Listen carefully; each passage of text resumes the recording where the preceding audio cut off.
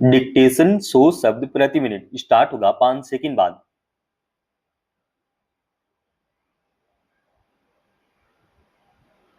Start.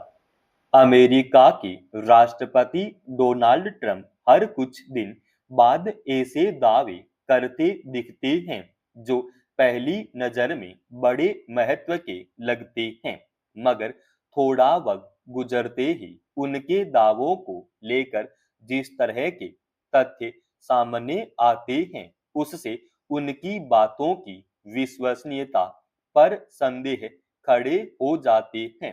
Pahalgam में पर्यटकों पर हुए आतंकी हमले के बाद भारत ने जब पाकिस्तान स्थित आतंकी ठिकानों पर हमले किए, तो उस संघर्ष को रोकने को लेकर हाल में ट्रंप ने जिस तरह के दावे किए और भारत ने उसे निराधार बताया, उससे उनकी स्थिति का अंदाजा लगाया जा सकता है। इस बीच शुल्क लगाने की नीति के जरिए व्यापार युद्ध की स्थिति खड़ी करने के क्रम में अमेरिका ने रूस से कच्चे तेल की खरीद को लेकर जुर्माना लगाने की घोषणा कर भारत पर दबाव बनाने की विचित्र कोशिश की। जब भारत ने इस संबंध में नीतिगत फैसला लेने के अपने अधिकार के तहत रूस से तेल आयात करना जारी रखा, तो अब ट्रंप ने अलग स्तर का दावा करके भारत को असहज करने का प्रयास किया है। दरअसल अमेरिका की ओर से जुर्माना लगाने की घोषणा के बावजूद भारत ने रूस से कच्चे तेल के आयात के संबंध में अपने हितों के अनुकूल फैसले पर अमल जारी रखा है। इसी के मद्देनजर अब ट्रंप ने एक नया राग छेड़ा है, जिसके जरिए शायद वे भारत को कमजोर साबित करने की इच्छा रखते हैं। ट्रंप ने दावा किया कि प्रधानमंत्री नरेंद्र मोदी ने उन्हें आश्वस्त किया है कि भारत अब रूस से तेल खरीदना बंद कर देगा। हालांकि ट्रंप के इस दावे के बाद भारत की ओर से स्पष्ट किया गया कि प्रधानमंत्री मोदी और अमेरिका के राष्ट्रपति ट्रंप के बीच कोई बातचीत नहीं हुई। सवाल है कि इतने गंभीर मसले पर अगर ट्रंप बेहिचक एक निराधार दावा कर रहे हैं, तो इसकी क्या वजह है, जबकि भारत ट्रंप की बातों को सिरे से खारिज कर रहा है। ऐसा लगता है कि रूस से तेल खरीद को लेकर भारत के बारे में ट्रंप ने जो कहा है, उसका मकसद भी सिर्फ भारत पर दबाव बनाना और रूस को उकसाना भर है। मगर इस तरह की खोखले बातों के जरिए ट्रंप क्या हासिल कर लेंगे? ट्रंप के दावों की हकीकत का अंदाजा इससे भी लगाया जा सकता है कि अक्सर वे अलग-अलग देशों के बीच युद्ध रुकवा देने का श्रेय लेते हैं और इस नाते उन्होंने नोबेल शांति सम्मान पाने की भी इच्छा जताई, जबकि पाकिस्तान के साथ जुड़े हुए टकराव में भारत यह साफ कर चुका है कि संघर्ष विराम में ट्रंप की कोई भूमिका नहीं थी। विडंबना यह है कि ट्रंप दुनिया भर में एक महाशक्ति माने जाने वाले देश के राष्ट्रपति हैं, लेकिन अक्सर किए जाने वाले उनके दावों और उसके बरक्स हकीकत की वजह से उनके व्यक्तित्व की गंभीरता सवालों के घेरे में आ रही है। अमेरिका का आर्थिक हित सुनिश्चित करना उनका दायित्व है, लेकिन इस क्रम में अन्य देशों की नीतियों को वे जिस तरह प्रभावित करने की कोशिश कर रहे हैं, उसे उचित नहीं कहा जा सकता।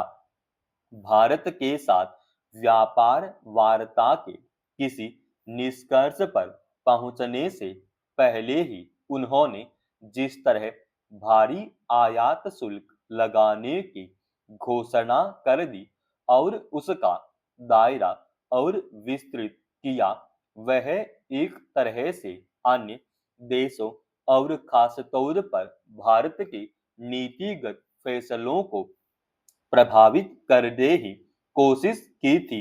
मगर रूस से कच्चे तेल के आयात को लेकर जुर्माना लगाने की घोषणा से यह साबित हुआ कि अमेरिका की नजर में भारत या अन्य देशों की नीतिगत फैसले लेने के अधिकार और संप्रभुता की कितनी कद्र है। हर वर्ष त्योहारों पर घर जाने के लिए बड़ी संख्या में लोगों को जदोजहद करनी पड़ती है, जबकि सरकार यह दावा करती है कि यात्रियों की सुविधा के मद्देनजर रेलगाड़ियों की संख्या बढ़ाई गई है। विशेष गाड़ियां भी चलाई जा रही हैं, फिर भी ये कम क्यों पड़ रही हैं?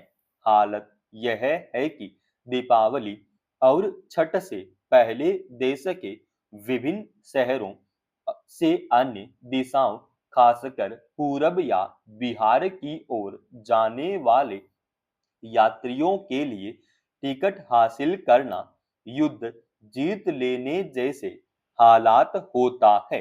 भारी संख्या में लोग किसी ट्रेन में टिकट न मिलने पर निराश होते हैं।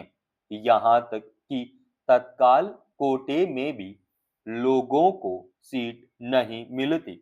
इसके लिए जो नियम कायदे अब बनाए गए हैं, उससे आमतौर पर साधारण यात्रियों को असुविधा ही हो रही है। दूसरी ओर मुंबई, पुणे, सूरत, बेंगलुरु और दिल्ली जैसे बड़े शहरों से लखनऊ, पटना और कोलकाता जाने वाले विमानों का महंगा किराया विकल्पों को सीमित कर देता है। रेलवे ने प्रतीक्षा सूची के यात्रियों को राहत देने के लिए विशेष ट्रेनों का संचालन जरूर किया है, लेकिन इसका असर नहीं दिख रहा है। त्योहारों पर हर बार बड़ी संख्या में ट्रेनें चलाने की घोषणा कर दी जाती है, फिर भी यात्रियों को टिकट नहीं मिलना। सवाल है कि 12,000 से अधिक विशेष ट्रेनें चलाने की घोषणा के बावजूद यात्रियों के लिए आसानी से टिकट उपलब्ध क्यों नहीं है? खास तौर पर होली और दीपावली जैसे त्योहारों पर हर वर्ष की समस्या है। सरकार के सामने ऐसे मौके पर ट्रेनों की जरूरत का पूरा अनुमान और हिसाब होता है, मगर यह समस्या बदस्तूर कायम है। यह कड़वा सच है कि आज भी हजारों यात्री जान जोखिम में डालकर सामान्य कोच से अपने घर जाते हैं। प्लेटफार्म पर कभी कभी भगदड़ जैसी स्थिति पैदा हो जाती है। जाहिर है, यात्रियों की संख्या के हिसाब से चलाई जा रही ट्रेनें पर्याप्त नहीं है। विकल्प के तौर पर कई लोग बसों से यात्रा करते हैं, जो काफी जोखिम भरा और बेहद महंगा भी होता है। एक और बुलेट ट्रेन चलाने सहित भारतीय रेल को अंतरराष्ट्रीय स्तर की सेवा बनाने के दावे किए जाते हैं। दूसरी ओर पर्व त्योहार के मौके पर लाखों लोगों के लिए अपने गांव घर जाना एक मुश्किल चुनौती है। समाप्त। दोस्तों, रोजाना ऐसे एडवांस डिक्टेशन के लिए चैनल को आप अभी सब्सक्राइब कीजिएगा और आज के इस डिक्टेशन का पीडीएफ फाइल हमने हमारे Telegram channel study with HP form पर डाल दिया, जिसका लिंक इसी वीडियो के डिस्क्रिप्शन में डाल रखा है।